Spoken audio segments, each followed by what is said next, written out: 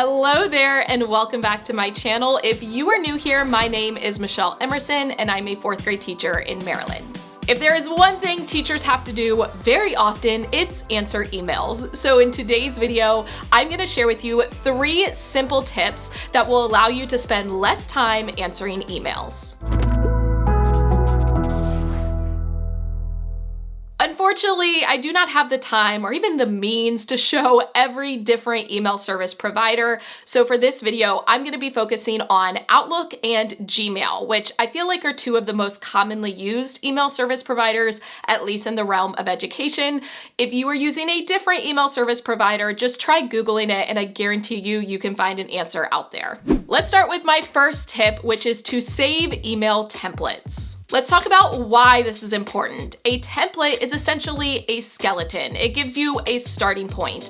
We use templates in a lot of our daily lives without even thinking about it. If you've ever gone to the store and bought a greeting card, that greeting card is a template. Of course, you're still gonna personalize it. You're gonna put the person's name on it. You're gonna maybe write them a nice message. You're gonna sign your name, but it at least gives you a starting point. If you are sending an email more than once, you need to create a template for it. Now let's talk about how do we actually go about saving an email template. Most email service providers do have a spot where you can save them right in your email, but if for some reason your email service provider does not give you that option, you can always save these email templates in a Notes app or in Google Keep or even just in a Google Doc. It will take you one extra step. You will have to actually copy and paste it into your message, but it still is going to save you a lot of time. But if you are using Gmail or Outlook, you do have the option to save them right in your email service provider.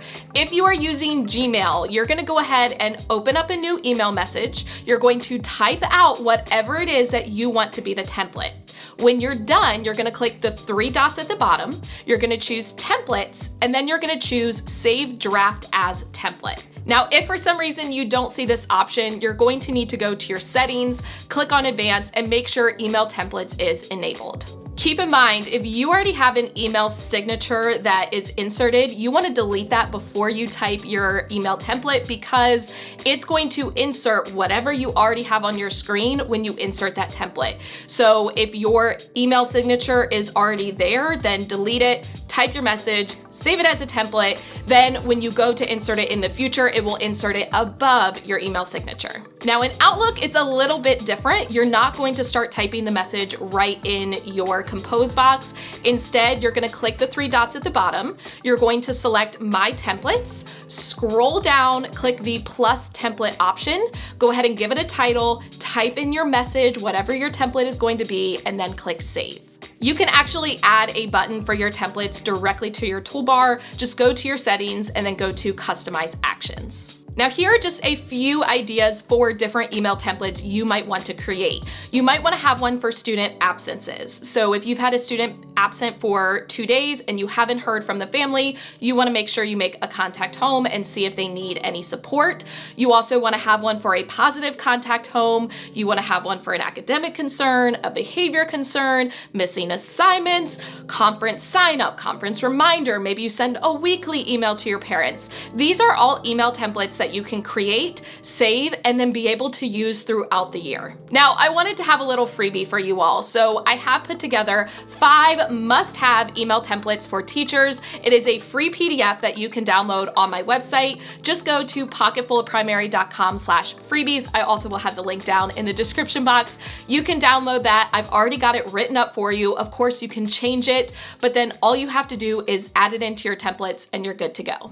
Tip number 2 to spend less time answering emails is to use text predictors. Let's talk a little bit about why this would help save you time. A text predictor is going to take what you've already typed and it's going to make a suggestion based on algorithms and things that these email service providers have developed over the years. But I will be honest, they tend to be pretty accurate, especially because they start to customize responses based on how you typically respond to an email. So it's just a way to be able to type a response faster because it's giving you suggestions of what to write. Now let's talk about how to actually utilize text predictors. The first thing you need to do is make sure that they are enabled in your settings. In Gmail, you're going to go to your settings. In the general section, go ahead and scroll down to where it says Smart Compose. Then you can turn the writing suggestions on. You also can turn on personalization. That's going to adapt to your own writing style to make it be a little bit more, personalized. When you are actually typing your email, you will see those suggestions pop up. You can either press tab to accept them or the right arrow key to accept them. If you don't like what it's suggesting, you can just keep typing your message and it won't insert the text. Only if you press tab or the right arrow key will it actually insert the text that it's suggesting. Now in Outlook, there's actually two different ways that you can enable text predictors. You can first go to the editor settings by clicking editor down at the bottom of the message. Another option is to go to your main settings, go to the compose and reply section, scroll down and make sure text predictions is turned on. Just like with Gmail, you're going to press tab or the right arrow key in order to accept the predictions. If you don't like what it's suggesting, just keep typing. This seems like a very small thing, but if you are replying to someone and it's an email that you can't create a template for, using text predictors is just going to allow you to type that message faster, even though it only saves a couple of seconds each time over the course of a day, a week, a month. That can allot to a lot of minutes that you're getting back in your day. My final tip number 3, is to schedule emails and send them later. I thought this was one of those things that everyone knew how to do, but recently I've been having conversations with coworkers and my administrators, and I would mention scheduling an email and they're like, wait, how do you do that?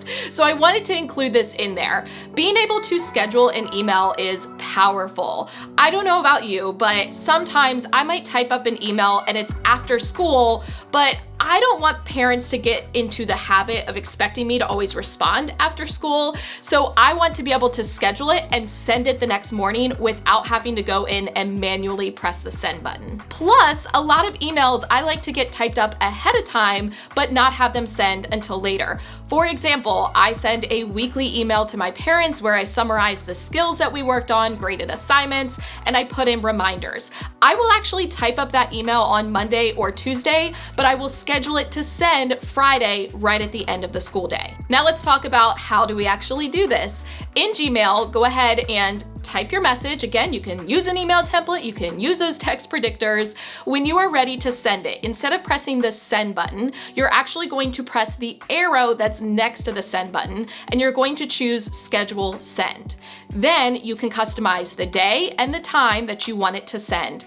This is going to store it in your scheduled section of your email inbox. Now, when it's in your scheduled section, it's almost like a draft. You can still open up the message, you can cancel the send, make changes, and then reschedule it. So that email is not finalized until the time when it actually does send. On Outlook, the procedures are very similar. You're going to type up your message, again, hopefully using an email template, hopefully using those email predictors, and then you are going to, again, press the arrow next to the send button, and you're going to choose send later.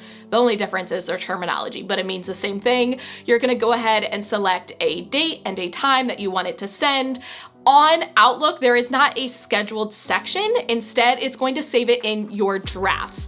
Just like on Gmail, you can still open up that message, you can cancel the scheduled time, make changes, and then reschedule it. So it is not finalized until it actually sends. So just a few ideas for using this. I already mentioned if you send a weekly email to your parents, you can actually compose the email throughout the week. You can leave it in your draft section and then not schedule it until, say, Thursday. Like once you've made sure you've included all that information, then go ahead and schedule it to send, and it's convenient if you send it at exactly the same time every week. Personally, my email goes out every Friday at 3 p.m. and it gets parents into the routine of always expecting that email at the same time. Another option for you is conference signups or even conference reminders. I know personally I have to create a Sign Up Genius where my parents are going to sign up for conference times, and then we have to give parents access to that link all at the same time. So that way it's, fair for everyone to go on and sign up for their days. So I will actually create the Sign Up Genius ahead of time, draft the email, and then schedule it to send, let's say Monday morning at 8 a.m. when they're allowed to sign up for conferences. Same thing with those conference reminders. I usually like to remind parents maybe 2 days before the conference.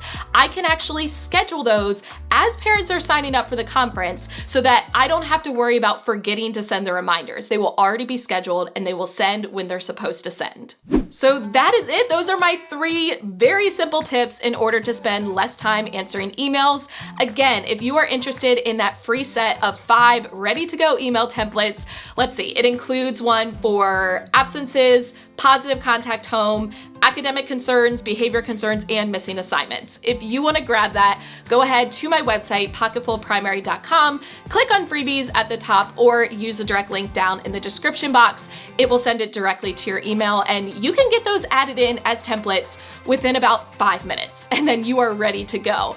I hope that is helpful for you. If it is, please give the video a thumbs up, share out my channel with your teacher friends, go ahead and subscribe, hit the notification bell so you do not miss any future videos. As always, thank you for watching. I love you all so much. Don't forget to put your positive pants on, and I will catch you in the next one.